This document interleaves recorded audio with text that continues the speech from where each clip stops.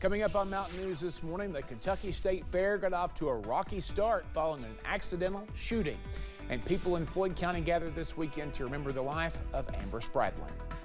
Dedicated to Eastern and Southern Kentucky, this is WYMT Mountain News This Morning. Good morning to you on this Monday. Brandon Robinson with your news and weather today. Coming up on 5:30, it is Monday, August the 21st. I don't think any schools are going back into session today, but we got a few more to go before they're all back. A lot of them are already back in session. Actually, take that back. West Whitesburg Elementary School going back today, so there's one school going into play. Let's take a look at your forecast for that up to I-64 near Moorhead, where they've been doing some road work up there, and we'll continue to kind of see things again, not too bad up there this morning. It's mild and muggy though. Temperatures in the upper 60s along 64. We're looking at 100% humidity.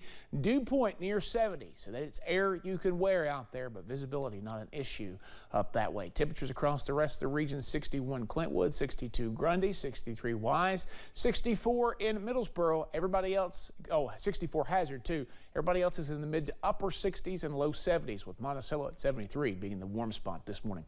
Day planner: hazy, hot, humid. I cannot stress this enough. Heat precautions. Stay hydrated. Make sure you're staying as cool as you can, and avoid being outdoors as much as you can this afternoon, especially 93 a daytime high this afternoon. So it is going to be a hot day across the region. In news this morning, Barbourville Police Chief Winston Tye confirmed a juvenile was identified and arrested after reportedly making comments about putting a bomb inside of Barbourville High School. The person was not identified and details were not released because of the ongoing investigation. However, Tye said the juvenile was arrested and taken to the Juvenile Detention Center. Police responded to the false threat Friday afternoon. Following an initial investigation, officials confirmed all students were safe and evacuated from the school. The Boone County Sheriff's Office is investigating the death of a 5-year-old boy. Around 4:30 Friday afternoon, officers responded to a report of a child drowning in Florence. They found Alden Aveland unresponsive after members of his family pulled him out of their swimming pool. The boy was airlifted to Cincinnati Children's Hospital, where he was pronounced dead. Police say no foul play is suspected. 2 people are facing charges following an animal cruelty case in Knox County. On Friday, police discovered 20-year-old Gabriel Messer of Barbourville was in a video posted to social media of two people intentionally hurting a cat. He had already been arrested on Tuesday on criminal abuse of a juvenile charges and was still in jail. Messer told police the idea to stab the cat was from the other person in the video, a juvenile boy. When the police questioned the juvenile, he blamed Messer for the incident. The juvenile was arrested and taken to the Breathitt County Juvenile Detention Center. Police say more charges are possible in the case. State police say a woman was taken to the hospital after an accidental shooting at the Kentucky State Fair in Louisville on Saturday.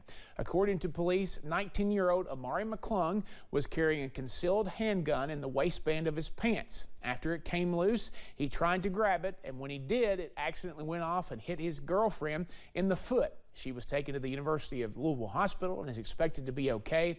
Police arrested McClung and charged him with wanton endangerment, carrying a concealed deadly weapon. Down the road in Lexington, firefighters responded to a house fire near Jacobson Park around 4 p.m. Saturday afternoon. At least 18 crews responded. Thick, heavy smoke could be seen for miles. The back of the home eventually collapsed from the flames. No injuries were reported, but several roads in the area were blocked off for hours. 2 people were taken to the hospital with serious injuries following a golf cart accident in Richmond. Shortly before 2 a.m. Saturday morning, the Madison County Sheriff's Office responded to the area of Dodd Road and Cruz Lane for a report of an accident involving 6 people on a golf cart. The accident resulted in 2 people having life-threatening injuries. They were taken to UK Hospital. The driver of the golf cart, 20-year-old Cataline Sparks, was arrested and charged with leaving the scene of an accident, failure to render aid, wanton endangerment, and DUI. One person was injured in Logan County, West Virginia, after police say a truck ran into a motorcycle. The crash happened Friday afternoon around 4:30 on US 119. Officials say the truck hit the motorcycle, throwing the man from the bike. The victim was taken to Logan Regional Medical Center and then flown out to another hospital. No word on what that hospital was or his current condition. Former Commonwealth's attorney Rodney Goldie is scheduled to appear in federal court today.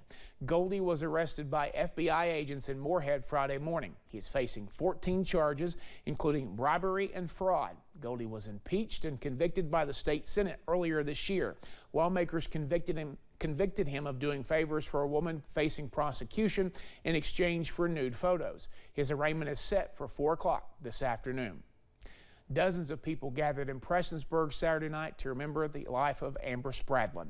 Spradlin died back in June, and her family still has no answers. There are prayers, songs, and spoken word to honor the Floyd County woman in hopes of keeping her name alive. Since her death, loved ones have been fighting for justice. Debbie Hall is Spradlin's cousin, and she says it's been frustrating to still have no closure. The wheels of justice turn slowly, and it takes time to get through all of the evidence, and they have collected a tremendous amount of evidence. But we're going to be right out here and keep reminding people what went on, because like someone else here today said, it could be anybody. It could be you, it could be me, it could be your cousin, it could be your sister, brother, mother, it could be anybody. In addition to remembering Spradlin, Hall says they collected donations for the Floyd County Animal Shelter. She says Spradlin was an animal lover. Hall says they are also working on getting a scholarship in her name at the Big Sandy Community and Technical College. Recovery efforts are continuing in Maui. More than 100 people have died and more than 1,000 are still missing. Officials say that number could climb even higher, that death toll anyway. We told you last week about Alexander Muto, who is from Lahaina and now attending UK medical school. Our sister station talked to his mother, who still lives in Maui. She is housing 22 people who have been displaced. She says the situation there is dire. Children, there's a lot of children still missing, and now the kids are going to school and they're like, where are my friends? Heartbreaking situation. The Muto family is collecting donations through their nonprofit organization, Ignite a Life Foundation. You can find a link for that on WYMT.com. Construction crews at the University of Kentucky have uncovered suspected century-old remains. UK Police Chief Joe Monroe says the remains were found at the Scott Street construction site on Friday morning. Monroe says that finding the bones in that area is not unusual, and the Fayette County coroner advised Monroe that the land may have been a burial ground in the past. It's something that, over 30 years in my time here at the university, every day is different. So when you find stuff like this, thankfully it's something that's part of history, and you're able to see it and wonder what the story was for that person. He says that due to the age of the bones, it's unlikely the coroner will be able to identify who they belong to. They suspect the remains may be victims of a cholera outbreak that happened in Lexington back in 1833. Camp Blanton in Harlan County is asking for community support to help raise money. WYMT's Jack Demler talked with a member of the Camp Blanton Trust to learn more about the camp and the purpose behind their fundraising efforts. A camp built 90 years ago. And it was built as part of a CCC program. Donated to the Boy Scouts of Harlan County by Grover and Oxy Blanton. The Scouts maintained it for over 50 years. And later opened to everyone. We take pride in the fact that, a lot of weddings take place here, reunions, class reunions, family reunions. A lot of people have weddings here and showers and things like that. So it gets a lot more use by a wider group of people now than it did then. Is looking to raise money. So it takes a lot of money to maintain a camp like this and keep it looking this good and keeping it this beautiful. Camp Blanton Trust started fundraising efforts in the spring to help maintain the camp and pay off some other expenses, like removing sediment from the lake. When we have capital expenses like the project with the lake here, and then we'd like to construct a new cabin for rentals, those capital expenditures require extra money. Expenses Howard hopes will bring in more revenue and interest. There's a demand for it. People, we rent to a lot of people from out of town that want to come in here and spend a few days in this beautiful scenery. Seeking community support to maintain and improve a beautiful attraction. In Harlan, Jack Demler, WYMT Mountain News. And it's been a long time since I've been out there, but I can tell you it is beautiful. Howard says they are always accepting donations. To learn more about the camp and their efforts to raise money, head on over to WYMT.com. Coming up, Dolly Parton reunites with some legendary rock stars to cover one of their most famous songs. And the heat is on, literally. I'll tell you when we might see some relief from it in about 3 minutes.